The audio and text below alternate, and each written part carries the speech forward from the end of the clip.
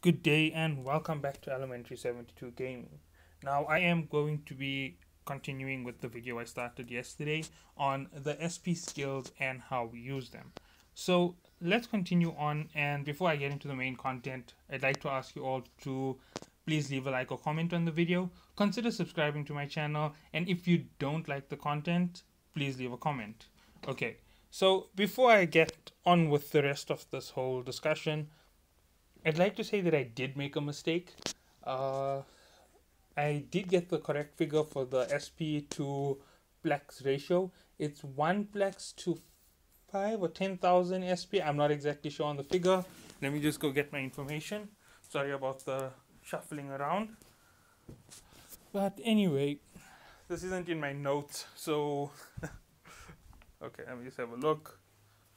I'll give you that figure now, but let's get into the discussion before I give that proper figures.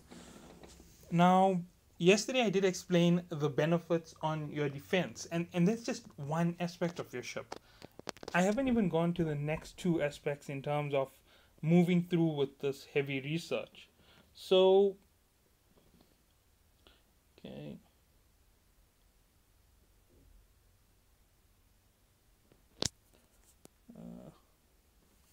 Yes, here it is. 5,000 skill.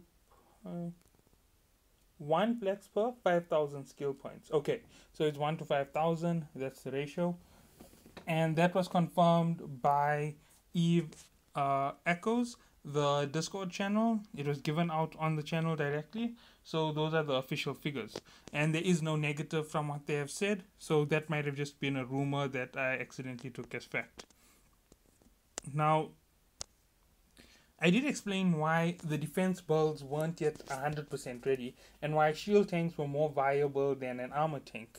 Now I'm actually going to go on to the next aspect of this whole discussion. Now, I don't have enough SP, I don't have enough plex to make a difference, even if I did take my plex and remove any unnecessary research from any thing that I have done so far. It's not going to help me much. And let me just show you exactly how much SP I have. As you can see, the top, I have 6.5 million SP, making it really pointless in the overall point of view. It's not really going to boost me up to expert level in anything if I have to take it all out. So let's look at this carefully and let's talk about the next set of issues when it comes to your vessels. Now, I haven't even continued on into anything further. Now, I did talk about command, and this is where the reallocation of SP is really going to help you, when you can just take it out of one research and put it into the next. So basically everything in your command, your frigate command, you're going to take it out, you're going to put it straight into, let's see, where could you put it? Frigate command straight to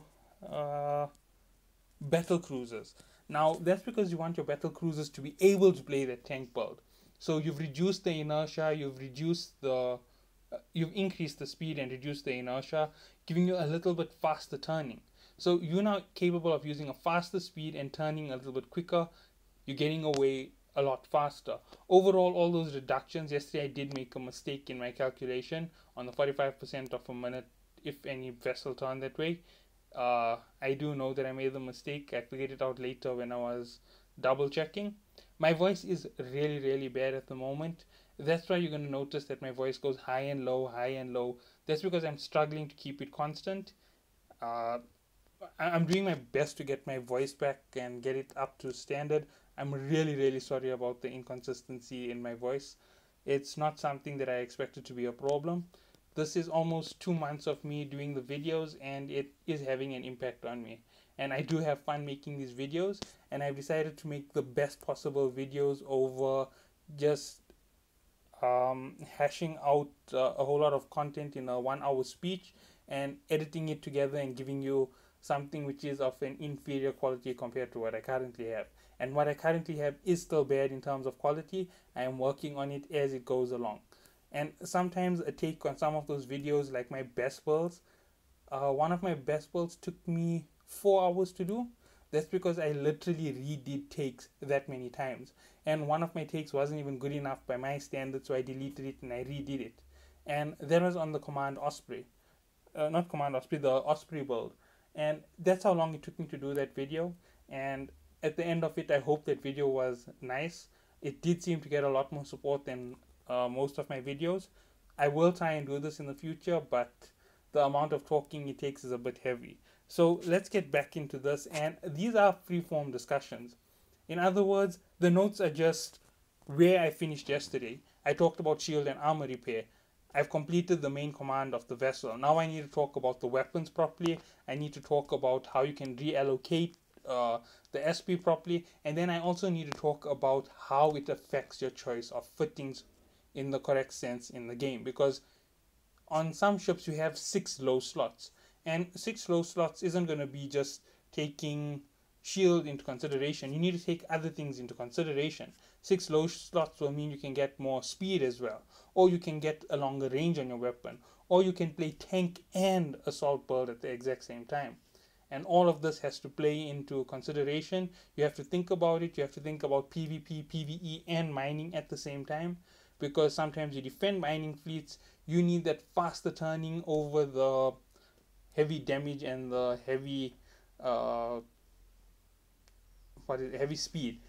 Okay, wait, you still need the speed. You need the faster turning radius so that you can defend people. All of this has come into effect, and you need to have an attack fitting. So everything has to be considered carefully. And considering where we are right now with the reallocation possibilities, I'm just going to put it forward as that 6 million that I have, 6.5, and estimating it to be almost let's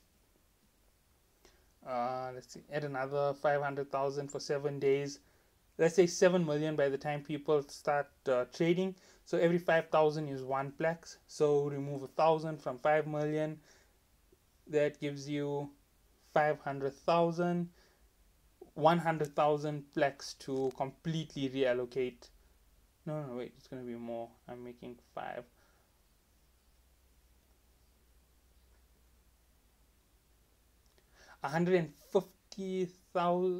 Just under 140,000 plex just to reallocate all of your SP.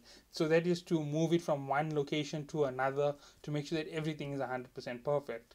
For every million, that's going to be, let's see, a million minus 1,000,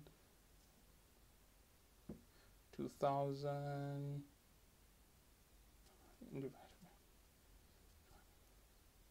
200 plex to do a million. So I did make a mistake on my final calculations in the previous one.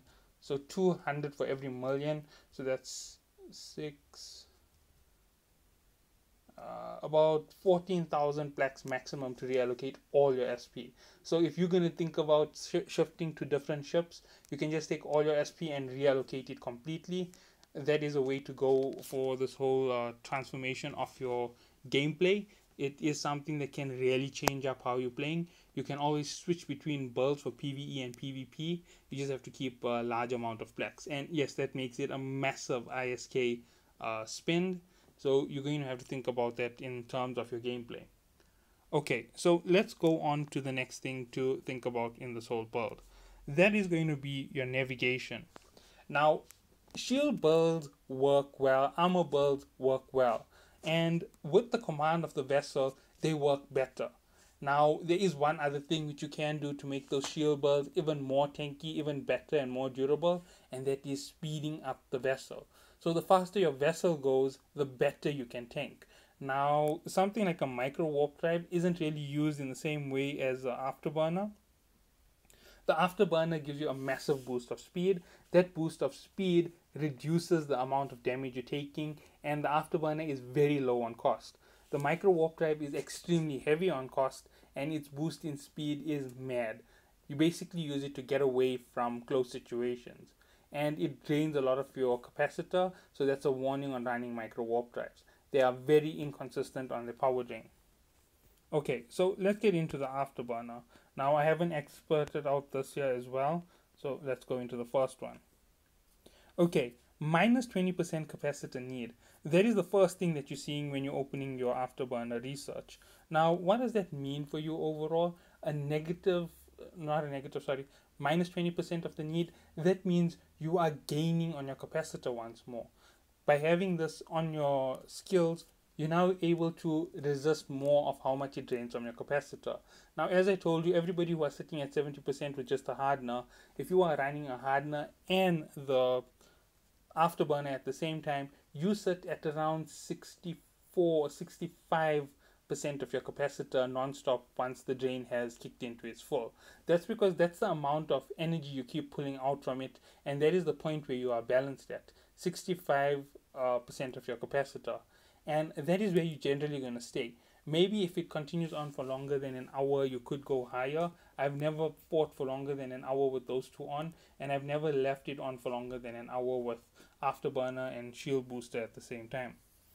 Now, the next thing that you need to know is you get a plus 20% activation time. Now, does this here make a difference to you? Yes, it does. Adding the additional time to the activation means it activates in longer intervals. This also reduces the need on the capacitor. That's how come everything is coming down. It's becoming cheaper as you do the research. You can run these vessels for longer. You can do these low slots perfectly. And if you worked it out correctly, the shield booster is one of the heaviest in terms of power drain. It is third or fourth on the list of power drain, just like an armor repair. You can count armor repair and shield repair in the exact same class of drain, although they don't have the same amount of drain. The vessels have a different amount of capacitor, and generally due to the weapon slots and the weapons that they're going to run, the drain is heavier due to the shield emitter or the shield booster, whichever way you want to call it. So that's what affects it. And last but not least, the afterburner velocity bonus is plus 20%. So 20% extra on its speed. That means if you're running a Lone Ranger at 134% speed boost, you're gaining 20% on top of that. That makes it 154% speed boost. If you're using the C-class item, if I'm correct, this does have a C-class, you are now running at not 155% speed boost, you are running at 175% speed boost. It makes a massive difference. The higher your speed, the less damage you take. It works against every type of weapon, that's lasers, missiles, railguns. Everything doesn't do well against speed. And I can tell you that for a fact because I just tanked a Ferox, the elite one, in the sparring trial for opening a soldier's way. Now, what did that show to me about the whole fighting with this class of vessel? It showed me that they are very strong. They really can pack a punch. But if you can't hit the target because they're too fast for you, you can only do something like 20% damage at the go with a boosted assault. That was based on its tracking computer. So it did 20% damage to me for 20 seconds. So 1% worth of damage per second is basically what it did to my shield, and my shield isn't that super huge. It's only 8,000 shield on a shield build vessel.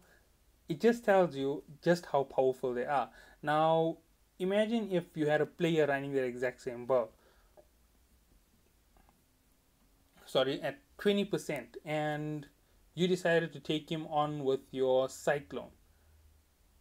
Okay, I'm not Cyclone, with your Prophecy. Now remember, the Prophecy has a lot lower weapon slots on the high, and they can fire a lot faster. Let's say it's a Ferox versus a Prophecy. It's a terrible matchup. The Prophecy will lose 90% of the time due to it only being able to launch drones, and I've never seen anybody with a full drone bank. That's because a full drone bank is going to cost you millions, and if you're using it in PvP, players are just going to blast out your drones non-stop, and eventually you're going to end up with no DPS, and your small little DPS from your 3 weapons isn't going to match the entire range of weapons. And remember, it's the same class vessel. You have quite a high amount of capacitor.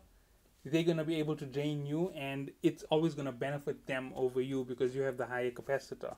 If you're running, let's say, laser weapons on the ship for, well, because it's a Amah vessel, lasers versus the shield, yeah, you're going to do well. They're going to do well against you no matter what. The damage is going to remain constant, just like the missile launcher. They're going to blast through your shield. They're going to blast through your armor. It's not going to increase the resistance against them when they're hitting your armor.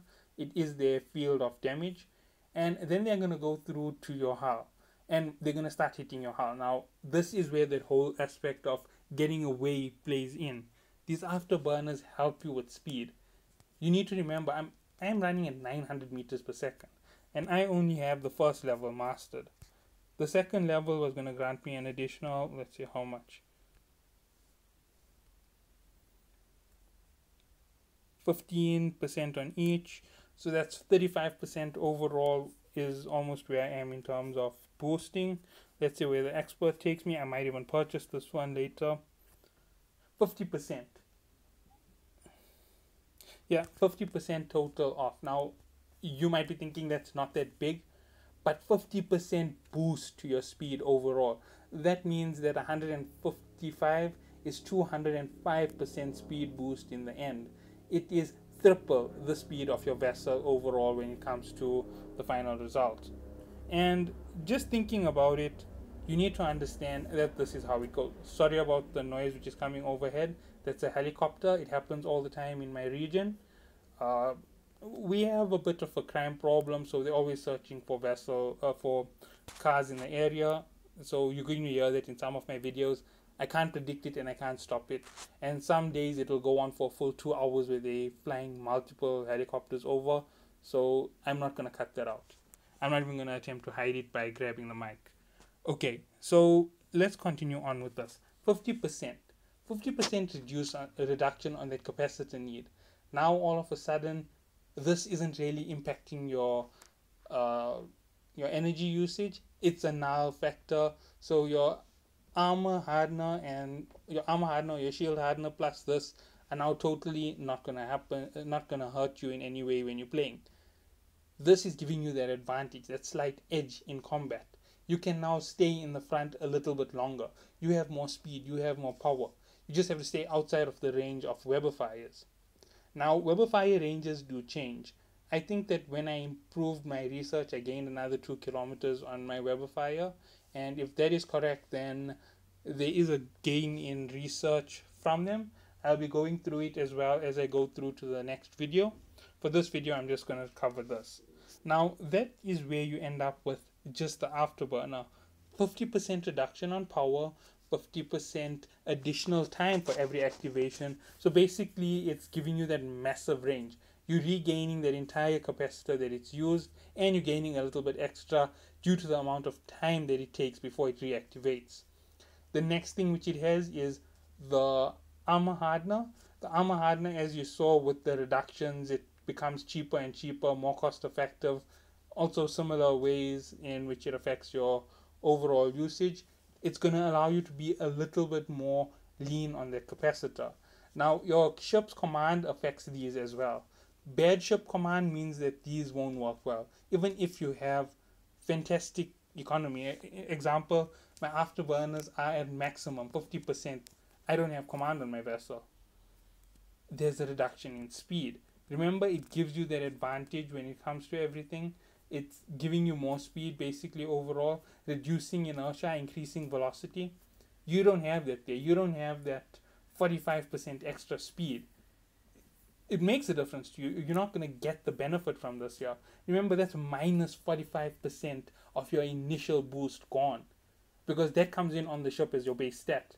So 45% extra speed on 200 meters, that's 90 meters per second that you lost. That 90 meters per second was going to be doubled 2 times over. That's 180 additional velocity that you lost, 180 meters per second, because you avoided researching the ship command, or because you didn't have the ship command. You can see it's making a difference. 180 meters may not seem like anything, but from 700 meters per second, that's 880.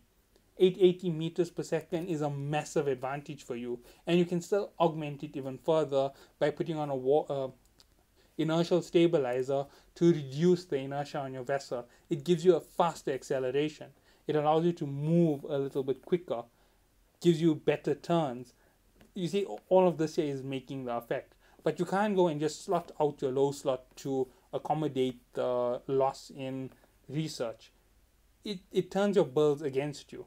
It's going to make your builds less and less efficient. And you have to always remember that efficiency wins the game, because it may not have an endpoint in terms of Eve echoes, but this is why efficiency wins the game.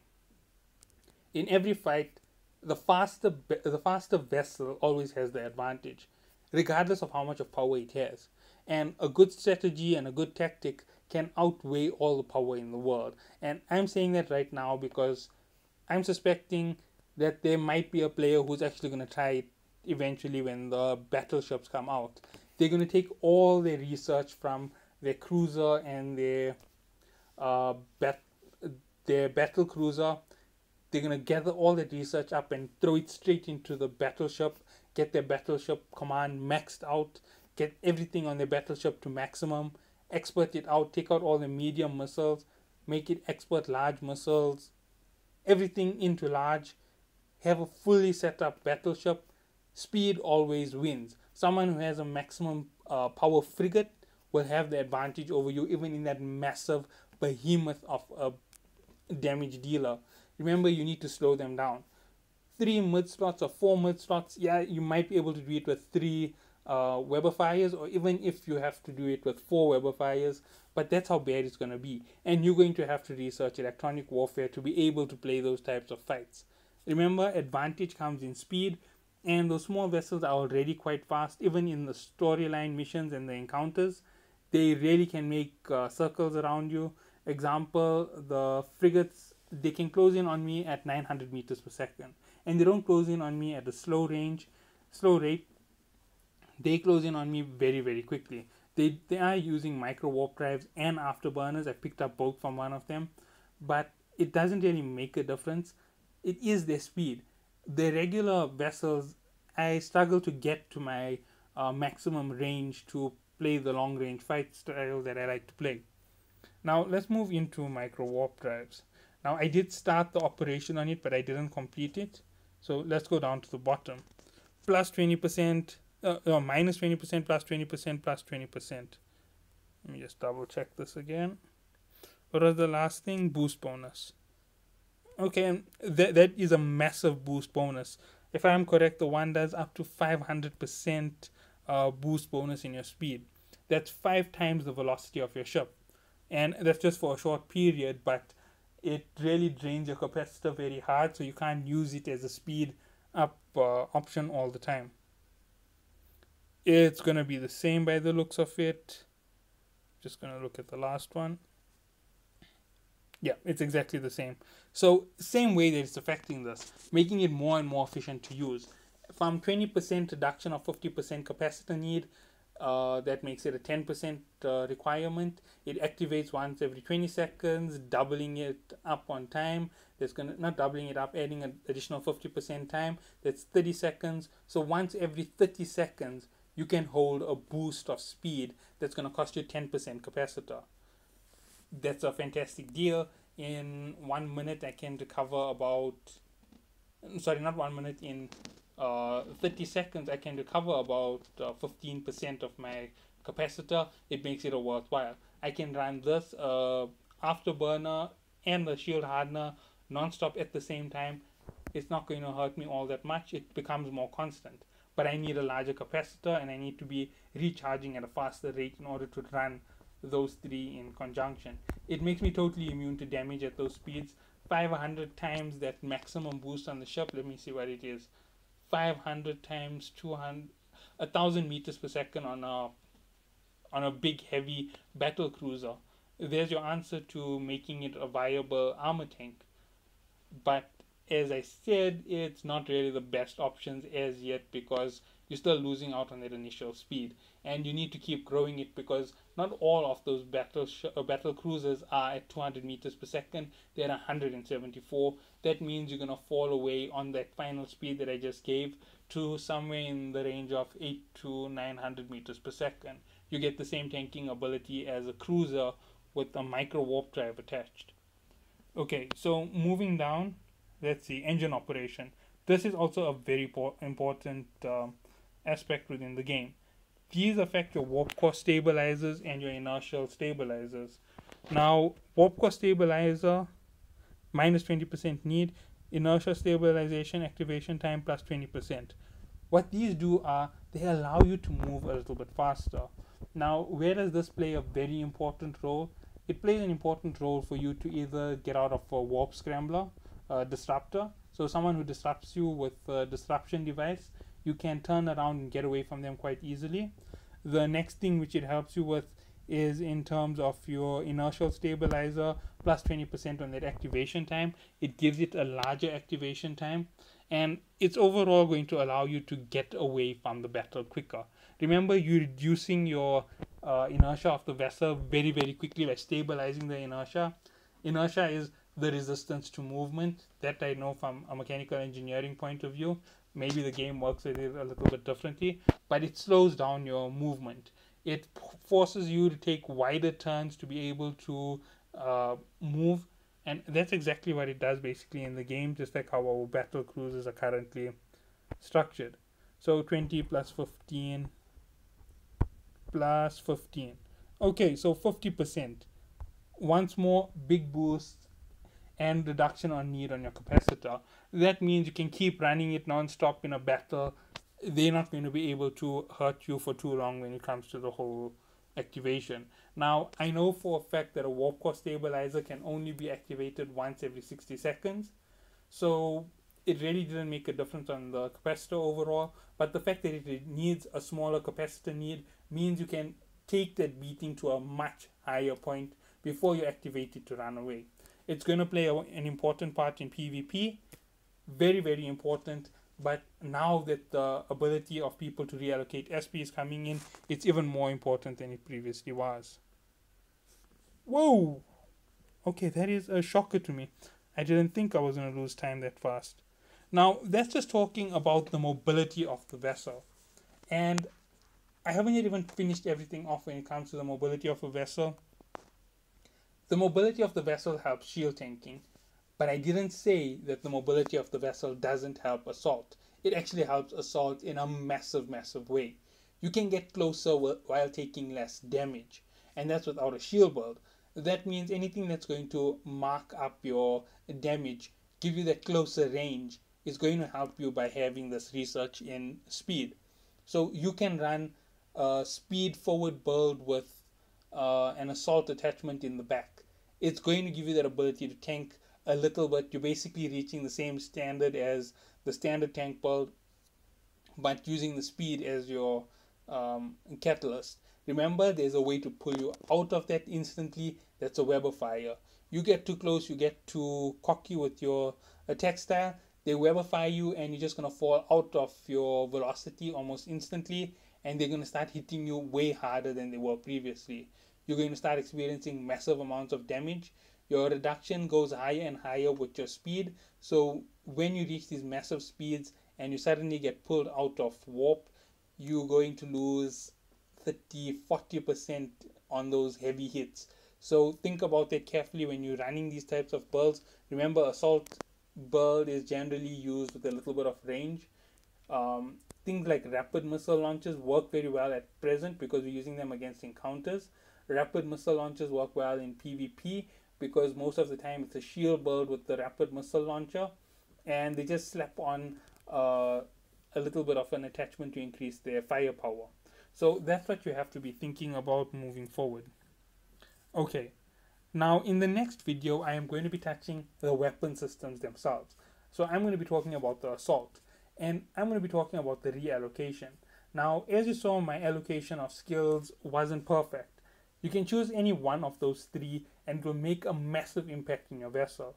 Or you can use all three of them over sacrificing another section of your vessel, and you're gambling the effectiveness in PvP and PvE. Remember, you get too cocky or you allow a ship to get close to you because you're not watching the targets, you're going to get webified and the damage is going to pile on so quickly you won't know what happened. You get disrupted. You see, that's the thing. You need to be thinking about these calculations on what you are doing very carefully. And you need to make sure that you know exactly where your playstyle is and what you're going to go after. And it may not seem that difficult, but running this expert level stuff will make it possible for you to do a T10 Dead Space solo. I guarantee you, if I had an expert level shield with an expert level command and an expert level engineering, I'd be able to complete a Dead Space 10 with the cruiser, a battle cruiser as well.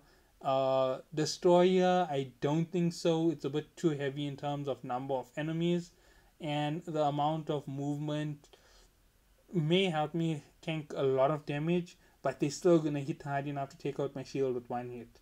And it will take some time to regain shield. Even with the higher increase in capacitor regain, I'm not gonna get my advantage out of it.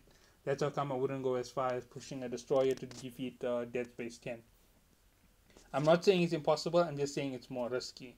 Just like how I'm not saying it's impossible to run an armor tank, I'm just saying that the armor tank stands more of a chance of being destroyed than a shield tank.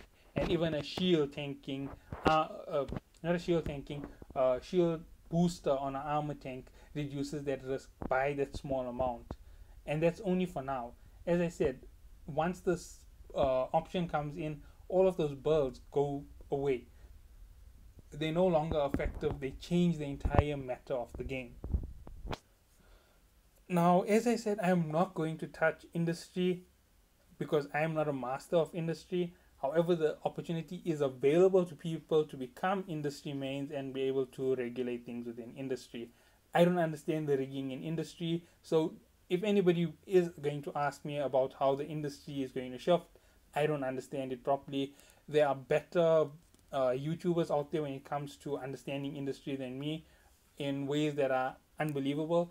There's Excondrel, there's Sovereign. Let's see, there was someone else. Excondrel actually mentioned one of the best industry mains that I've seen so far, who has a YouTube channel. I can't remember his name, but he does everything when it comes to industry. I wanted to do it myself. I don't like watching someone else's video and taking ideas. Sometimes I do have spare videos saved up on my phone, and I'll throw it up after somebody else does the same content as what I've already saved up. It means that I can keep writing that same sequence and have someone compare what I say against someone else. And sometimes I'm a little bit out of date because I've recorded it 2 or 3 days in advance. I haven't done a full week in advance as yet, and we'll see how it goes moving forward. So thank you all for watching. Have a good day.